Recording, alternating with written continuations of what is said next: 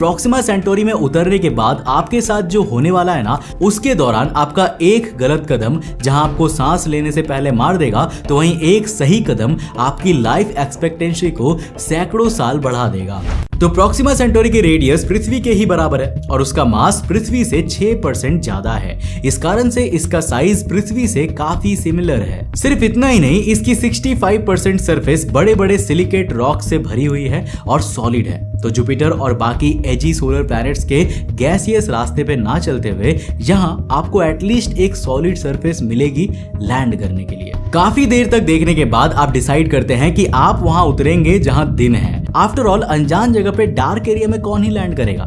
आपने अपने स्पेसशिप को डे टाइम एरिया पे लैंड किया और फाइनली जैसे ही स्पेसशिप से आप बाहर निकलेंगे, आपको चारों तरफ रोशनी ही रोशनी दिखेगी। लगेगा जैसे आप भारी दोपहर में पृथ्वी के किसी रेगिस्तान में आ गए हो। हाँ, कदम रखते ही वहां के प्रेशर ने या किसी आपदे ने आपकी जान ना ली तो अब यहाँ पे आप तुरंत इक्विपमेंट्स को बाहर निकाल के अपना शेल्टर बनाना शुरू करेंगे ताकि वहां पे रह के आप अपने काम पूरे कर सके। और जैसे ही आप टेंट सेटअप करेंगे, अचानक एक तेज रोशनी आपकी आंखों के सामने 1 सेकंड के लिए आएगी और इससे पहले कि आप कुछ भी समझ पाए, आपका पूरा शरीर कंकाल में बदल जाएगा।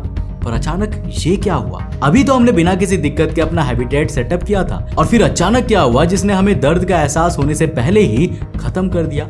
हुआ ये कि आप नए ग्रह की खूबसूरती देख के फिजिक्स के एक इंपॉर्टेंट कॉन्सेप्ट को भूल गए। तो देखो, प्रॉक्सिमा सेंटोरी का साइज भले ही सूरज से 88% कम हो, मगर उसकी एवरेज डेंसिटी सूरज से भी 33 गुना ज्यादा है, जिसका मतलब कि रिलेटिवली अपने साइज के अकॉर्डिंग इस स्टार की ग्रेविटी और अपने ग्रहों पे पड़ने वाला प्रभाव कुछ कम नहीं है। इस कंसंट्रेटेड डेंसिटी की वजह से प्रॉक्सिमा की हाई ग्रेविटी अपने आसपास मौजूद ग्रह प्रॉक्सिमा सेंटोरी बी को टाइडली लॉक्ड रखती है। यानी जहां इसका एक हिस्सा हमेशा सूरज को फेस करता है, तो वहीं दूसरा हिस्सा हमेशा सूरज के ऑपोजिट ही रहता है। इसका सरफेस टेम्परेचर ऑलरेडी कम है, जिस वजह से ये इनविंसिबल लेवल पे स्टार फेसिंग साइड को नहीं गर्म रखता। मगर प्रॉब्लम है इस स्टार की फ्लेयर्स। प्रॉक्सिमा सेंटोरी एक रेड ड्वार्फ होने के साथ साथ एक फ्लेयर स्टार भी है।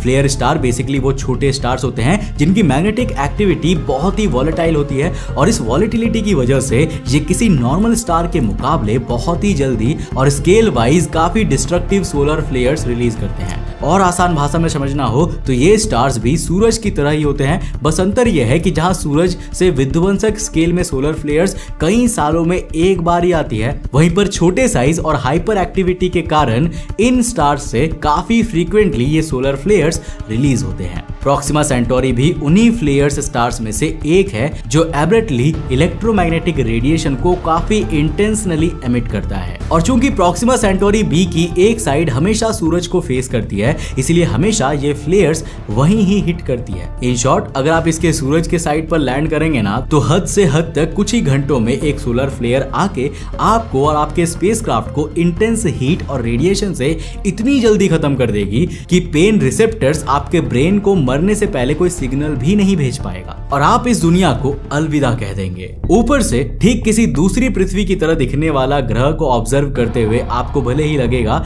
कि कहीं भी लैंड कर लो, क्या ही फर्क पड़ता है, मगर आपकी लैंडिंग पोजीशन इस प्लैनेट पे बहुत ज्यादा मैटर करती है।